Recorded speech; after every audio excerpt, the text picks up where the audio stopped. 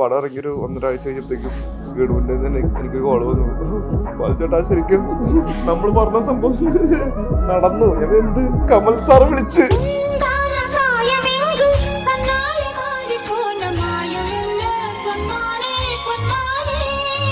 എനിക്ക് ബാലുവിന്റെ വൈഫിനെ ഭയങ്കര ഇഷ്ടമാണ്. എനിക്കും ഇഷ്ടം.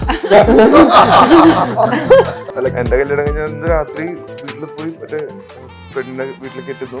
വീട്ടിൽ പെട്ടി എടുത്ത് ഞങ്ങൾ ഇറങ്ങുന്നു. ഞങ്ങളെല്ലാരും ഒരുമിച്ച്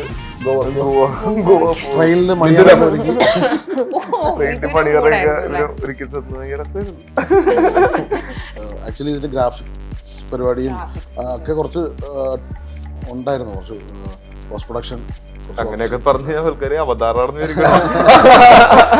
അതാണോ അതിന്റെ മിക്സ് ഉണ്ടോ ഇതിന്റെ മിക്സ് ഉണ്ടോ എന്നൊക്കെ ഒരു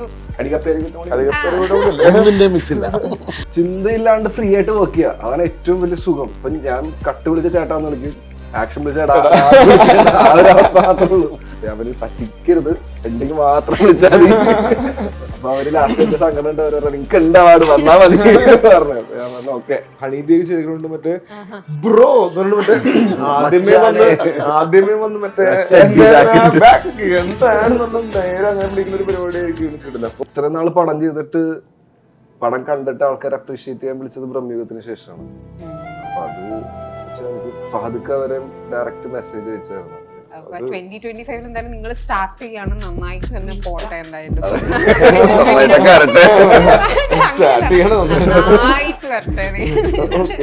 hello hi, welcome to ginger media. ഇന്ന് നമ്മുടെ കൂടെയുള്ളത് എന്ന് സ്വന്തം പുണ്യാളൻ അല്ല, ഞാൻ കറക്റ്റായിട്ട് തെറ്റിക്കുന്നു. Hello hi, welcome to ginger media. ഇന്ന് നമ്മുടെ കൂടെയുള്ളത് ഇന്ന് സ്വന്തം പുണ്യാളന്റെ കാസ്റ്റും ഡയറക്ടറുമാണ്. Director Mahesh Baddu, cast Arjun Ashokan and Balu Varghese. Hello, hi, എന്തൊക്കെയുണ്ട് വിശേഷം? നല്ല വിശേഷങ്ങൾ. എന്താണ് എന്ന് സ്വന്തം പുണ്യാളന്റെ വിശേഷം? ജനുവരി 10 റിലീസിന് ഒരുങ്ങുന്നു. ഓക്കെ, മൂവിയുടെ ജോണർ എന്ന നിങ്ങളുടെ ഒക്കെ ക്യാരക്ടേഴ്സ് എന്താണ് ഇതിന്റെ അകത്ത്? സ്വന്തം പുണ്യാളൻ ഒരു complete comedy fantasy thriller type of മൂവിയാണ്. അപ്പൊ അതിന്റെ അകത്ത് പുണ്യാളൻ ആരാ? അച്ഛനാണ്? ആരും ആവാം, അങ്ങനെയാണല്ലേ. എന്നാലും നമ്മുടെ ജീവിതത്തിൽ പലപ്പോഴും മറ്റേ പുണ്യാളനായി അവതരിച്ചതൊക്കെ പറഞ്ഞ പോലത്തെ സിറ്റുവേഷനില് ഇതിപ്പോ സിറ്റുവേഷണൽ പുണ്യാളനാണല്ലേ. അതേപോലെ അനശ്വരയുടെ റോളും, അനശ്വര ഇപ്പം നമ്മൾ കണ്ടു കഴിയുമ്പോ പലരും അതിന്റെ അടിയിലൊക്കെ ഇങ്ങനെ കമന്റ് ഇടും, ഇത് അതാണോ അതിന്റെ മിക്സ് ഉണ്ടോ ഇതിന്റെ മിക്സ് ഉണ്ടോ എന്നൊക്കെ ഒരു ഒന്നിന്റെ മിക്സ് ഇല്ല, സസ്പെൻസ് ആണ്. ഈ പറഞ്ഞ ഒരു പള്ളിയിലച്ഛൻ, പുള്ളിയുടെ മുറിയില് പെടുന്ന രണ്ടുപേര് എന്നൊക്കെ പറഞ്ഞ സംഭവമാണ്. പക്ഷെ അടികപ്പേരെ കുട്ടപ്പള്ളിയിൽ അങ്ങനെ ഒരു മുറിയിലുള്ള സംഭവം എന്നേ ഉള്ളൂ. അങ്ങനെ ഒരു അതായിട്ട് യാതൊരു ബന്ധവുമില്ല. അർജുനെ നമ്മൾ എപ്പോഴും ഇങ്ങനെ ഒരു കോമഡി ഫുൾ അങ്ങനെ രോമാഞ്ചത്തിന്റെ അകത്ത് കണ്ടു, അല്ലെങ്കിൽ അങ്ങനെ എപ്പോഴും കാണുന്നില്ല. പിന്നെ ഇത് കുറെ ആക്ഷൻസും പഞ്ച് ഡയലോഗ്സ് പോലെ തോന്നിക്കുന്ന കുറെ ഭാഗങ്ങളാണ് പൊതുവെ ഞാൻ ഇങ്ങനെയായോണ്ട് എനിക്കത് തോന്നില്ല അല്ലെ. ഇത് ഈ കണ്ണൊക്കെ ഇങ്ങനെ ബൾജ് ചെയ്ത് വരുന്ന ഇല്ല, കണ്ണൊക്കെ ഇയാളുടെ നിർബന്ധമാണ് അങ്ങനെയൊക്കെ വേണം. നമ്മളൊരു ആക്ടറിനൊക്കെ കിട്ടുമ്പോ പുള്ളി ചെയ്താൽ ഏറ്റവും രസകരമാവുന്ന പരിപാടികളാണല്ലോ പിടിക്കാൻ ശ്രമിക്കുക. ഇപ്പം നമ്മുടെ രോമാഞ്ചത്തിലെ ക്യാരക്ടർ എല്ലാവർക്കും ഇഷ്ടമല്ലേ, അപ്പൊ അതിന്നൊക്കെ മാറ്റി എങ്ങനെ ഏകദേശം ചെറിയൊരു ഷെയ്ഡുള്ള ഒരു പരിപാടി ആണെങ്കിലും പക്ഷെ അതിന്റെ ടോട്ടലി ഒരു ഡിഫറെന്റ് ഫേസ് ആണ്. കുറച്ചും കൂടി എക്സ്ട്രോവേർട്ട് ആണ്, കുറച്ചും കൂടി എക്സ്ട്രീം ആണ് എല്ലാ കാര്യങ്ങളും, സംസാര രീതി ആയാലും നടത്തായാലും. അപ്പൊ അത് ഇങ്ങനെ തന്നെ വേണം, ഇങ്ങനത്തെ പരിപാടിയാണ് എന്നുള്ളൊരു നിർബന്ധമൊക്കെ ഉണ്ട്. അപ്പൊ എനിക്കും കൂടുതൽ അഭിനയിക്കാൻ താല്പര്യം ഡയറക്ടർ കാരണം വെച്ചാൽ അപ്പോഴേ നമ്മൾ മാറും എന്നുള്ള എനിക്ക് പേഴ്സണലി എനിക്ക് മാറ്റം കിട്ടാൻ കൂടുതലും ചാൻസ് അപ്പോഴാണെന്നുള്ള ചിന്താഗതിയിൽ പോയിക്കൊണ്ടിരിക്കുന്ന ആളാണ്. അല്ലെങ്കിൽ നമ്മൾ എന്ത് ചെയ്താലും നമ്മളുടെ രീതിയിൽ അങ്ങ് റിപ്പീറ്റഡ് പരിപാടി വരും ചിലപ്പോ ഒക്കെ. അപ്പൊ ഞാനും മാക്സിമം പറഞ്ഞ പോലെയൊക്കെ പിടിക്കാൻ നിന്നിട്ടുണ്ട്. പിടുത്തം തരാത്ത ഒരു ക്യാരക്ടറാണ്. ചാർലിയുടെ കോസ്റ്റ്യൂംസ് ഒക്കെ പോലെ അങ്ങനത്തെ ഒരു റിസംബ്ലൻസ് ഒക്കെ ഉണ്ട്. അപ്പൊ പറയുമ്പോ മഹേഷിന്റെ ഫസ്റ്റ് മൂവിയാണ്, ആഡ്സ് ആണല്ലേ ചെയ്തുകൊണ്ടിരുന്നത്. അപ്പോൾ ഞാൻ ഒരു ഇൻസ്റ്റാഗ്രാമിൽ ഒരു പോസ്റ്റ് കണ്ടു, സമയം എടുക്കും മീൻസ് കഷ്ടപ്പെട്ട് നേടാൻ ഒരു കുറച്ചൊരു ഇമോഷണൽ ഒരു ഇതാണ് നമ്മള്. അപ്പൊ ഞാൻ ജസ്റ്റ് ഈ മൂവിയുടെ അല്ല, ഞാൻ ഈ മൂവിയുടെ പിന്നിലുള്ള ഒരു ഇമോഷണൽ ഒരു കാര്യം ഉണ്ടാവില്ല ആസ് എ ഡയറക്ടർ. ഇവരെല്ലാം എത്രത്തോളം സഹകരിച്ചു, എത്രത്തോളം ഹാപ്പിയാണ് ആസ് എ ഡയറക്ടർ ഈ മൂവിയുടെ ടോട്ടൽ ഒരു ഇതിൽ. എല്ലാ എനിക്ക് മാത്രമല്ല, എല്ലാ പുതിയ ഡയറക്ടേഴ്സിനും ഒരു ഇമോഷൻ ഉണ്ടാവും ഒരു ഫസ്റ്റ് പടം എന്ന് പറയുമ്പോൾ. അത് എനിക്ക് മാത്രമല്ല, ഒരുപാട് കഷ്ടപ്പെട്ടും ബുദ്ധിമുട്ടിയാണ് ഒരു സിനിമയിലേക്ക് എത്തുന്നത്. അപ്പോൾ അതിൻ്റെ ഒരു ഇമോഷൻ എനിക്കും ഉണ്ട്. പിന്നെ എന്നെ സംബന്ധിച്ചിട്ട് ബാലുചേട്ടനായാലും അച്ചുചേട്ടനായാലും അനശ്വര, എൻ്റെ പ്രൊഡ്യൂസർ, എല്ലാവരും ഞാൻ ഭയങ്കര ലക്കിയായിരുന്നു. കുറച്ച് ട്രാവൽ ചെയ്യേണ്ടി വന്നു, കുറച്ച് ഹാർഡായിരുന്നു. അല്ല, സത്യം പറഞ്ഞാൽ പുതിയൊരു ഡയറക്ടർ എന്നുള്ള രീതിയിൽ പ്രൊഡക്ഷൻ സൈഡിൽ നിന്ന് നല്ല ഹൈ സപ്പോർട്ടായിരുന്നു. കാരണം പുള്ളിക്ക് വേണ്ട വിഷനുള്ള രീതിയിൽ തന്നെ സെറ്റ് വർക്ക്സും ആർട്ട് വർക്ക്സും എല്ലാം സപ്പോർട്ടീവായിട്ട് നിർത്തി. ജിബ് ഫുൾ ടൈം ഉണ്ടായിരുന്നു. കറക്റ്റ് ജിബ് ഡേ തന്നെ ഡേ ഒക്കെ ഉണ്ടാവും. ഒരു ദിവസം ജിബ് വെച്ച് സെറ്റ് ചെയ്യണം, ഇത് ഫുൾ ഡേ ജിബ്. അപ്പൊ ഞങ്ങളൊക്കെ ഫുൾ ഡേ ജിബ്. അത് അമലേട്ടിന്റെ ഒക്കെ കൂടെ വർക്ക് ചെയ്യുന്ന ചേട്ടനാണ് ജിബ്. അല്ലെ, ഒരു പടത്തിന്റെ ക്വാളിറ്റി നമ്മുടെ മനസ്സിൽ ഉദ്ദേശിക്കുന്ന പോലെ ഇംപ്ലിമെന്റ് ചെയ്യാൻ പറ്റണമെങ്കിൽ ഓഫ് കോഴ്സ് പ്രൊഡക്ഷന് സപ്പോർട്ട് ഇല്ലാതെ പറ്റില്ല. എനിക്ക് 100% അതിനും മേലെ സപ്പോർട്ടീവ് ആയിരുന്നു പ്രൊഡക്ഷൻ സൈഡ്. എനിക്ക് നമ്മുടെ എന്റെ പുണ്യാളെന്ന് പറയാം, ലിഗോ ജോൺ പ്രൊഡ്യൂസർ സാർ അല്ലേ. ഓക്കെ. അതേപോലെ ഇവര് രണ്ടുപേർക്കും, നിങ്ങൾക്ക് രണ്ടുപേർക്കും ഓഫ് സ്ക്രീൻ ഒരു നല്ലൊരു കണക്ഷൻ ഉണ്ടല്ലോ ആസ് ഇൻ ഫ്രണ്ട്സ് എന്നുള്ളത്. അതല്ല ഈ മീൻസ് നിങ്ങൾ വേറെ മൂവീസും ചെയ്തിട്ടുണ്ടെങ്കിലും നിങ്ങൾ രണ്ടുപേരും കൂടി ഒരുമിച്ച് സ്ക്രീൻ സ്പേസ് ഷെയർ ചെയ്തേക്കുന്നത് പല്ലുട്ടിയിലും ത്രൂ ഔട്ട് ആയിട്ട്. ജാനമനിൽ പോലും 2-3 സീൻ ഒരുമിച്ചുള്ളൂ, അല്ലാതെ നമ്മൾ ഒരുമിച്ചില്ല. അപ്പൊ ഇതിന്റെ ഉള്ളിൽ നിങ്ങളുടെ എക്സ്പീരിയൻസ് എങ്ങനെ ഉണ്ടെന്ന്, അതാ നിങ്ങൾക്ക് മൂവി ഓഫ് സ്ക്രീനും നിങ്ങൾ തമ്മിലൊരു വൈബ് ഉണ്ടല്ലോ? അത് ഭയങ്കര ഒരു രസമുള്ള പരിപാടിയാണ്, ഭയങ്കര സുഖമുള്ള സംഭവമാണ്. നമുക്ക് ഇഷ്ടമുള്ള ജോലി നമ്മൾ ചെയ്യുന്നു, അതിന്റെ ഇഷ്ടമുള്ള ആൾക്കാരുടെ കൂടെ ചെയ്യുമ്പോൾ അതിന്റെ മൂവി അടുത്തേക്ക് വന്നു കഴിഞ്ഞപ്പോ അങ്ങനെ വല്ല ഒരു മാറ്റർ ഉണ്ടായിരുന്നു? അതായത് ഓക്കെ അർജുനാണ് എന്റെ കൂടെ ഉള്ളത്, അല്ലെങ്കിൽ ബാലു ചേട്ടനാണ് എന്റെ കൂടെ ഉള്ളത്. സുമതി വളവിലും നിങ്ങൾ ഇൻട്രോഡ്യൂസ്. നമുക്ക് ചിന്തയില്ലാണ്ട് ഫ്രീ ആയിട്ട് വർക്ക് ചെയ്യാം, അതാണ് ഏറ്റവും വലിയ സുഖം. ഇപ്പൊ പല കാര്യങ്ങളും ഇപ്പൊ ഞാൻ കട്ട് വിളിച്ച ചേട്ടാന്ന് വിളിക്കും, ആക്ഷൻ വിളിച്ച ചേട്ടാ. ഞാൻ ഇതേമാതിരി വേറൊരു ഇന്റർവ്യൂവിൽ ഇങ്ങനെ പറയുന്ന കേട്ടാ, ഓസ്ലറിന് വേണ്ടി ഒത്തിരി പ്രിപ്പറേഷൻസ് ചെയ്യേണ്ടി വന്നിട്ടുണ്ട്. അതേപോലെ തന്നെ നിങ്ങൾക്ക് രണ്ടുപേർക്കും ഓരോ മൂവീസിനും വേണ്ടിയിട്ട് പ്രിപ്പറേഷൻ ചിലപ്പോൾ കൂടുതൽ വേണ്ടിയിട്ടുണ്ടാവും. ഇതിന് അല്ലെങ്കിൽ കഴിഞ്ഞ അങ്ങനെ എന്തെങ്കിലും ഓർത്തിരിക്കാൻ മതി, ഞാൻ ഇതിന് അത്ര മെനക്കെട്ടു അങ്ങനെ നമ്മൾ മെനക്കെട്ടുണ്ടാവുന്നില്ല. കാരണം മൂപ്പർക്ക് പ്രോപ്പർ ഐഡിയ ഉണ്ടായി എന്താ വേണ്ടത് എന്നുള്ളത്, എങ്ങനെ ആ ക്യാരക്ടർ വേണം എന്നുള്ളത്.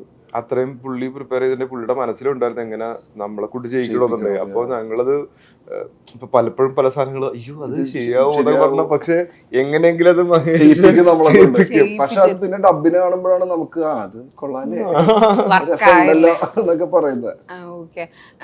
ഞാൻ അതേപോലെ നിങ്ങളെ രണ്ടുപേരും ഇങ്ങനെ ചോദിച്ചോണ്ടിരിക്കുന്ന, ഞാൻ ഇൻസ്റ്റാഗ്രാമിൽ ഫോളോ ചെയ്യുന്നതുകൊണ്ട് ഇങ്ങനെ ചോദിക്കുന്ന കേട്ടോ, നിങ്ങളുടെ എപ്പോഴും നിങ്ങൾ ട്രിപ്പ് പോകുന്ന അല്ലെങ്കിൽ പാർട്ടി ചെയ്യുന്ന എല്ലാം ഇങ്ങനെ ഇടും. ആസിഫൊക്കെ ഉണ്ട് നിങ്ങളുടെ ഒരു ഗ്യാങ്ങിന്റെ ഉള്ളിൽ. നിങ്ങളെല്ലാവരെയും കണക്ട് ചെയ്യുന്ന ഒരു കോമൺ ഫാക്ടർ എന്താ ആസ് ഇൻ ഫ്രണ്ട്ഷിപ്പിന്റെ ഉള്ളിൽ ഏറ്റവും കൂടുതൽ? ആദ്യം സിനിമയിലാണല്ലോ നമ്മളെല്ലാരും പരിചയപ്പെട്ടത്, പിന്നെ അവിടെ നിന്ന് ഫാമിലി പരമായിട്ടുള്ള ബന്ധം. ഇപ്പൊ അതൊരു എക്സ്റ്റെൻഡഡ് ഫാമിലിയാണ് ശരിക്കും നമ്മളെല്ലാരും. അത് ഈവൻ ആഫ്റ്റർ മാരേജ് നിങ്ങളുടെ ഫാമിലി ആണെങ്കിലും ഇല്ലേ ഭയങ്കര ആഘോഷിച്ചത് ഞങ്ങൾ പൊക്കിയെടുത്ത് ട്രെയിനിലാണ്. എന്താ സംഭവം? അല്ല, കല്യാണം കഴിഞ്ഞ ആ രാത്രിക്ക്, അല്ല എന്റെ കല്യാണം കഴിഞ്ഞ രാത്രി വീട്ടിൽ പോയി മറ്റേ പെണ്ണിനെ വീട്ടിലേക്ക് എത്തുന്നു, വീട്ടിൽ പെട്ടി എടുത്ത് ഞങ്ങൾ ഇറങ്ങുന്നു, ഞങ്ങൾ എല്ലാരും ഒരുമിച്ച്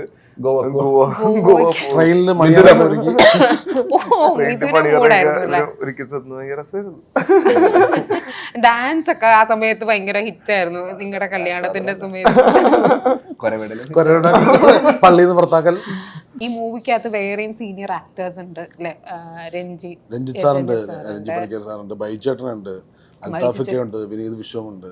പെട്ടെന്ന് നമ്മൾ ബൈജു ചേട്ടൻ ഇവരുടെയൊക്കെ പേര് വരുമ്പോൾ എന്തോ ഒരു കോമിക് ഫാക്ടർ ഇങ്ങനെ ഉള്ള നമുക്ക് ഇങ്ങനെ തോന്നും. അതുകൊണ്ട് അവരൊക്കെ ആയിട്ടുള്ള ഇതില് ആക്ച്വലി കോമഡി ഒരു ലെയർ ആയിട്ട് ഇങ്ങനെ പോകുന്നുണ്ടെങ്കിലും കുറച്ച് ഫാന്റസി പരിപാടി, ഒരു ത്രില്ലർ മൂഡും പരിപാടിയൊക്കെയാണ്. പക്ഷെ കോമഡി ഉണ്ട്, പർപ്പസ്ഫുള്ളി കൊണ്ടുവന്ന കോമഡി അല്ല, ഇതില് സ്ലാപ്സ്റ്റിക് കോമഡി ടൈപ്പ് ഓഫ് പരിപാടിയാണ്. രഞ്ജിത്ത് സാറിനെ കാണാത്ത ടൈപ്പ് ഓഫ് ഒരു പരിപാടി, ഭയങ്കര ഓഹോ മൂഡാണ്. സാറിന്റെ ഡാൻസ് ഇതുവരെ കാണാത്ത ഒരു മോഡാണ്. ഡാൻസ് വരെ കളിക്കുന്നുണ്ട്. ഇത്രയും സിനിമകൾ ചെയ്ത തിരക്കഥകൾ എഴുതിയ സാറ് അത്രയും സഹകരിച്ചു ഈ പടത്തിന് വേണ്ടിയിട്ട്. ഡാൻസ് ചെയ്യാന്നൊക്കെ പറയുന്നത് നമുക്ക് സങ്കല്പിക്കാൻ പറ്റില്ലല്ലോ. അതേപോലെ ഇത് നിങ്ങൾ തുടങ്ങിയിട്ട് കുറച്ച് നാളായില്ലേ, ഒരു മേ ബി ഒരു 1 ഇയർ. അത് കഴിഞ്ഞ നവംബർ ഡിസംബർ. എന്തെങ്കിലും കാരണങ്ങളും കൊണ്ട് ഇങ്ങനെ ഇത് ചെയ്ത് പോയതാണോ? ഇല്ല, അതിന് ആക്ച്വലി ഇതിന്റെ ഗ്രാഫിക്സ് പരിപാടിയും ഒക്കെ കുറച്ച് ഉണ്ടായിരുന്നു, കുറച്ച് പോസ്റ്റ് പ്രൊഡക്ഷൻ അങ്ങനെയൊക്കെ പറഞ്ഞ ആൾക്കാര് അവതാറാണെന്ന് എന്ന് വെച്ചാൽ 1 ഇയർ അതുകൊണ്ടല്ല, ടൈം നല്ലൊരു ടൈം നോക്കിയിട്ട് ചെയ്യാം, നല്ലൊരു ടൈം നോക്കി തന്നെ റിലീസ് ചെയ്യണമെന്നുണ്ടായിരുന്നു. ഓക്കെ, അപ്പൊ അത് പറയുമ്പോൾ 2025 ഇത് റിലീസ്. 2024 നിങ്ങൾക്കെല്ലാം ഉണ്ടായിരുന്ന ഏറ്റവും ഒരു സ്പെഷ്യൽ മൊമെന്റ് എന്തായിരുന്നു? നിങ്ങളുടെ രണ്ടുപേരുടെ സിനിമകളെ പറ്റി പറയാണ്ട് വേറെ എന്തെങ്കിലും ഉണ്ടെങ്കിൽ, I mean Bramayugam, Manjummel boys ഉണ്ട്, മഹേഷിന് ചിലപ്പോൾ ഈ സ്പെഷ്യൽ ഈ മൂവി ഡയറക്റ്റ് ചെയ്തായിരിക്കും. അതല്ലാണ്ട് ഒരു ബെസ്റ്റ് മൊമെന്റ് 2024 എന്തായിരുന്നു? അങ്ങനെ എന്തെങ്കിലും ഉണ്ടോ?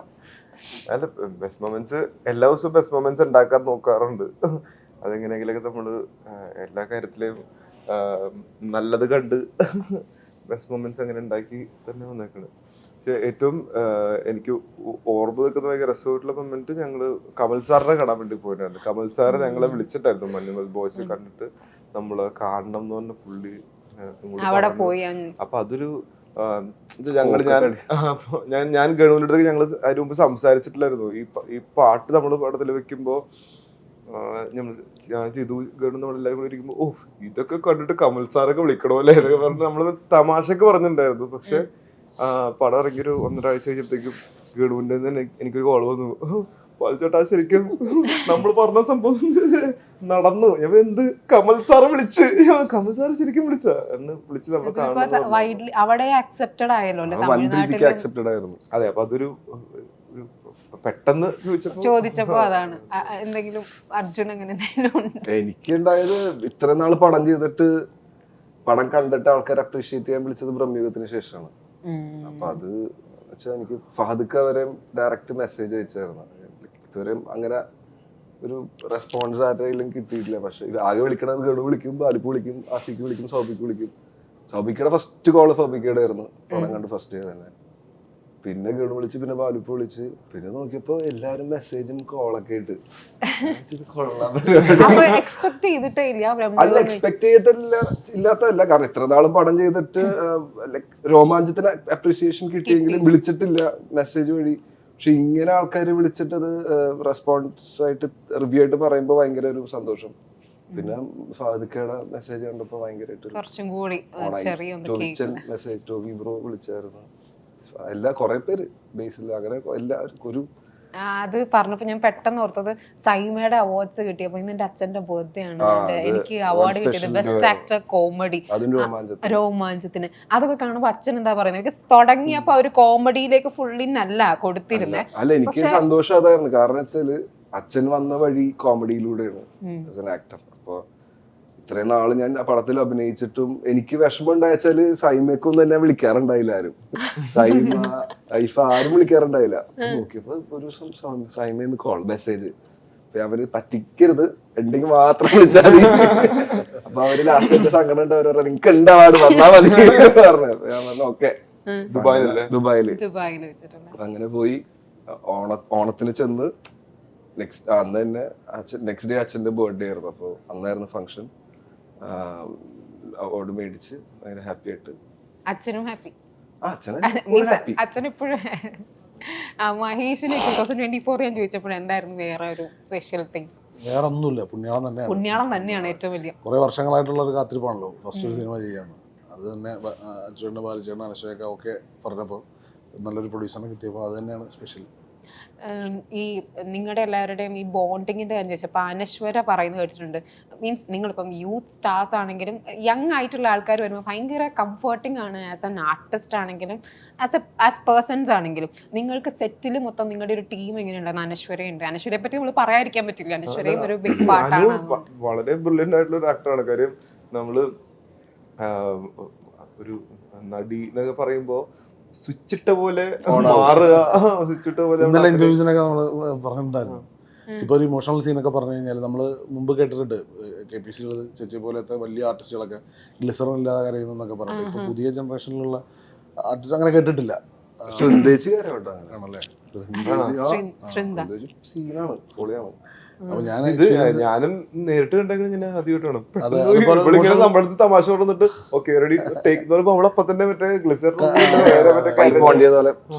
പക്ഷെ ഭയങ്കര ഈസി ആയിട്ട് ക്യാരക്ടേഴ്സ് ഹാൻഡിൽ ചെയ്യുന്ന ഒരു ആക്ട്രസ് ആണ്.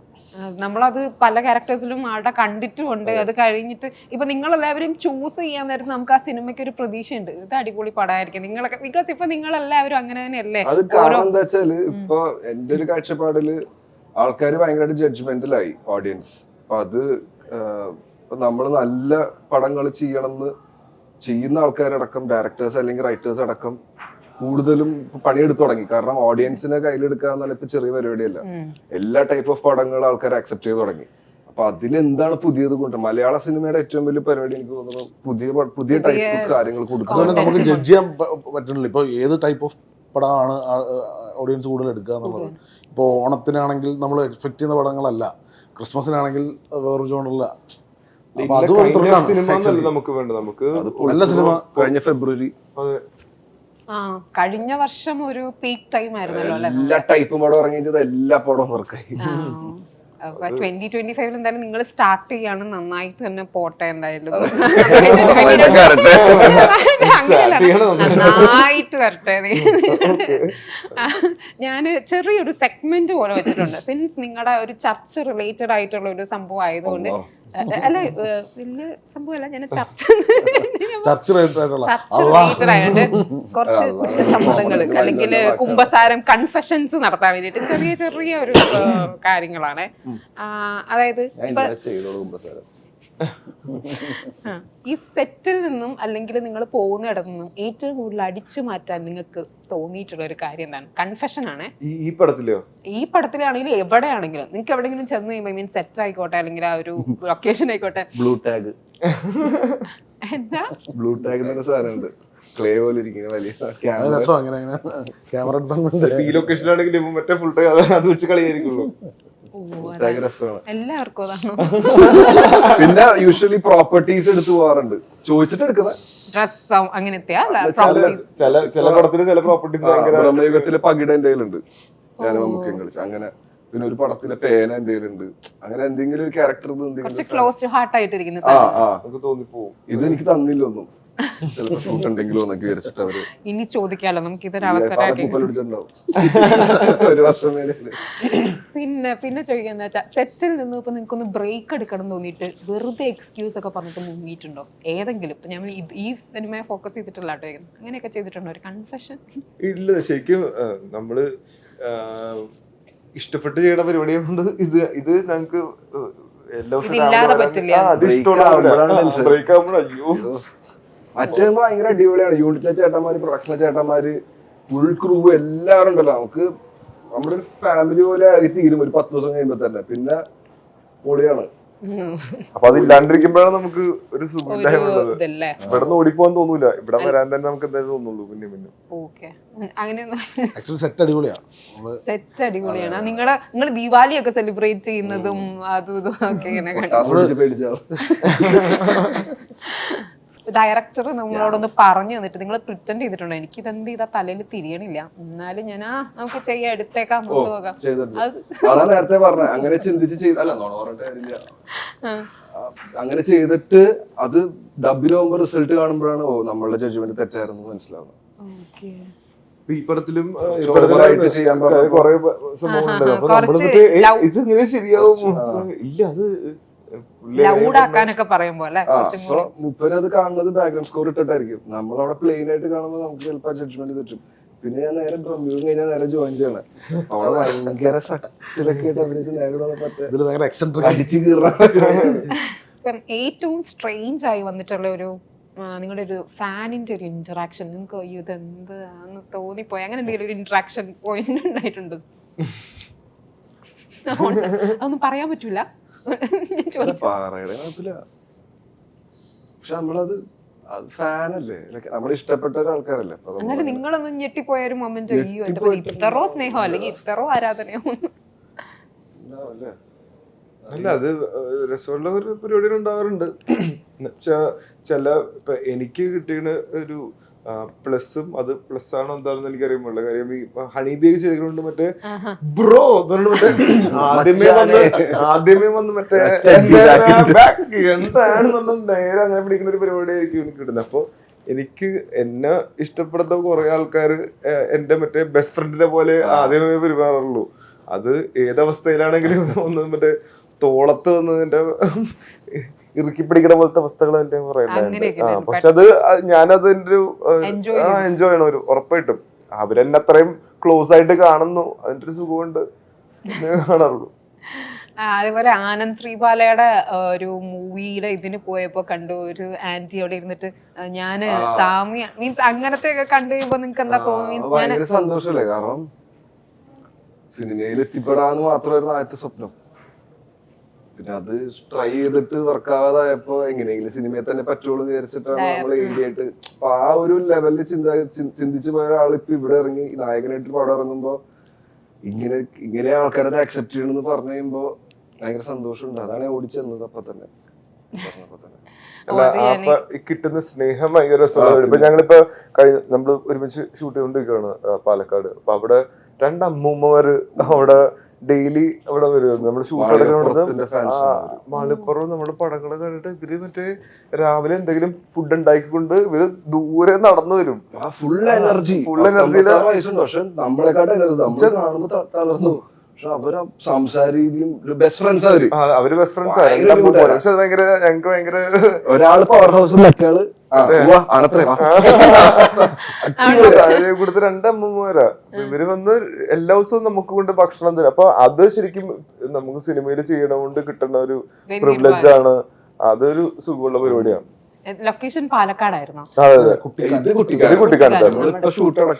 പാലക്കാടല്ലേ? കുട്ടിക്കാനം കുറച്ച് ഹൈ റേഞ്ച് ഏരിയ ആണല്ലോ. പടത്തിന്റെ സ്ക്രിപ്റ്റ് ഡിമാൻഡ് ചെയ്യുന്നുണ്ട്. ഇതൊരു ബ്രിട്ടീഷ് അത്രയും പഴയ കാലത്തുള്ള ഒരു പള്ളിയിൽ നടക്കുന്നൊരു. ഓക്കെ, അതിന്റെ മ്യൂസിക്കിന് ഒരു പ്രത്യേകതയുണ്ടോ? ഞാൻ നിങ്ങളുടെ മീൻസ് ട്രെയിലറിന്റെ അകത്തൊക്കെ നമുക്ക് ആ മ്യൂസിക് ഒന്ന് നല്ല രസമായിട്ട് പുള്ളിയാണ് മ്യൂസിക് ചെയ്തിരിക്കുന്നത്. ബിജിഎമ്മും സോങ്സും ചെയ്തേക്കുന്ന പുള്ളിയാണ്.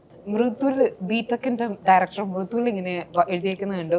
അവനെ നമുക്ക് ഇങ്ങോട്ട് ഇഷ്ടമായി പോകും. ഈ അർജുനെ പറ്റി പറയുന്നത് നമുക്ക് അവനെ ഇഷ്ടപ്പെടാതിരിക്കാൻ പറ്റില്ല എന്നുള്ളൊരു ഡയലോഗ് ഇങ്ങനെ കണ്ടു. അത് ആസ് എ ഡയറക്ടർ ഞാൻ ഇങ്ങനെ ചോദിക്കാം, നിങ്ങൾക്ക് ഇവരെയൊക്കെ കാസ്റ്റ് ചെയ്യാൻ നേരത്തെ എനിക്ക് ഇവരൊക്കെ മതി, അല്ലെങ്കിൽ അത് നേരത്തെ അറിയാവുന്നത് കൊണ്ടാണോ അതോ എങ്ങനെയായിരുന്നു?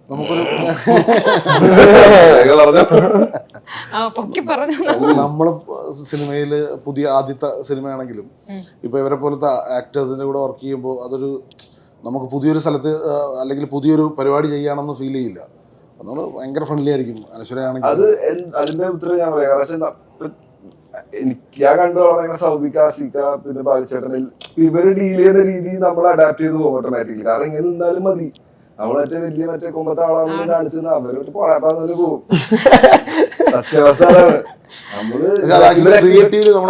ഭയങ്കര ഇവർക്കും നമ്മുടെ സ്പേസ് കൊടുക്കും. അപ്പൊ നമുക്ക് നമ്മുടെ സ്പേസ് കിട്ടും.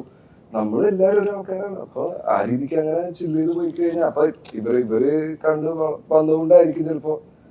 നമ്മളിപ്പോ ഒരു രാവിലെ ഒരു സീൻ പരിപാടിയാണെങ്കിൽ നേരെ വരുന്ന ചേട്ടാ ഇതാണ് പരിപാടി, ഓക്കെ, ഭയങ്കര ഫ്രീ മൈൻഡ്. ഇപ്പം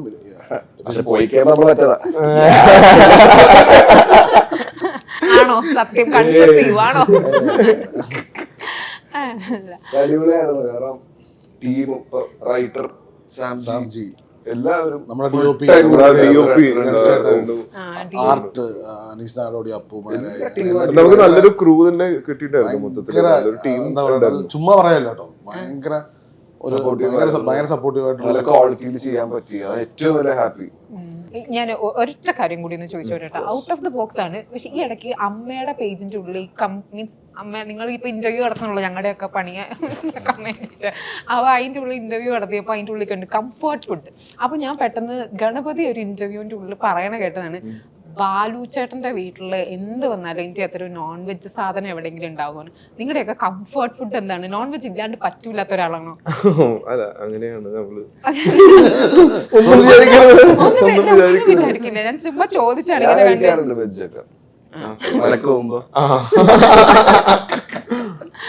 ഇല്ല, ഞാൻ ആ ഇന്റർവ്യൂ കണ്ടപ്പോ ഇങ്ങനെ ഓർന്നു. അപ്പൊ ഇത് എനിക്ക് ഇങ്ങനെ സ്ട്രൈക്ക് ആയി ചോദിക്കണം എന്ന് വിചാരിച്ചായിരുന്നു. നിങ്ങൾക്കൊക്കെ കംഫർട്ട് ഫുഡ് എന്ന് പറയുന്നത് എന്താണ്? ചോറ്, ചോറ് മീൻകറി, കടിച്ചു ചോറ് മീൻകറി, ചാളക്കറി. ഓ വെറുതെ ഓക്കെ. നോൺ വെജ് ഒന്നും ഇല്ലാണ്ട് പറ്റൂല. പറ്റില്ലായൊന്നുമില്ല. കാരണം നമ്മൾ പോണ ലൊക്കേഷൻ ഇപ്പൊ നമ്മള് സുമതി ഷൂട്ട് ചെയ്യുന്ന സമയത്ത് അമ്പലത്തിന്റെ അടുത്ത് ഷൂട്ട് ചെയ്യുമ്പോൾ നമ്മൾ മാക്സിമം നമ്മളും വെജ് തന്നെ ആയിരുന്നു, ഞങ്ങൾ വെജ് ആയിരുന്നു. അപ്പൊ അതില് നമ്മള് ചെറുതായിട്ട് സോയ നമ്മള് അല്ലെങ്കിൽ പനീർ പ്രോട്ടീൻ എന്തെങ്കിലും പ്രോട്ടീൻ അല്ല മറ്റേ ഒരു ചോറിനോട് വേറൊരു ടേസ്റ്റ് കിട്ടും. സാധനം ഞാനിത് ഓഫ് സ്ക്രീൻ പറഞ്ഞായിരുന്നു, എന്നാലും ഞാൻ ഒന്നോടെ ഞാൻ പറയാ, എനിക്ക് ബാലുവിന്റെ വൈഫിനെ ഭയങ്കര ഇഷ്ടമാണ്. എനിക്കും ഇഷ്ടം. അതെന്താണ് കൂടുതൽ ഇഷ്ടം വരാനുള്ള കാരണം? എനിക്ക് മിടുക്കി കണ്ടപ്പോ ആളുടെ സംസാരവും ഇതൊക്കെ ഭയങ്കര താല്പര്യമായിരുന്നു എനിക്ക്. പക്ഷെ അത് കാണാൻ തന്നെ അവള് മിടിക്കുകയാണെന്ന് മനസ്സിലായി. മിടുക്കി കാണാണ്ട് തന്നെ, അതുകൊണ്ടാണ് ഇഷ്ടം. ഓക്കെ, എന്നാലും എന്റെ അന്വേഷണം പറയാ. Big fan of her. And നിങ്ങളോട് എല്ലാവരോടും ഓൾ ദ ബെസ്റ്റ് കേട്ടോ. അടിപൊളിയായി വരട്ടെ എന്ന് പറയുമ്പോൾ thank you very much. Thank you.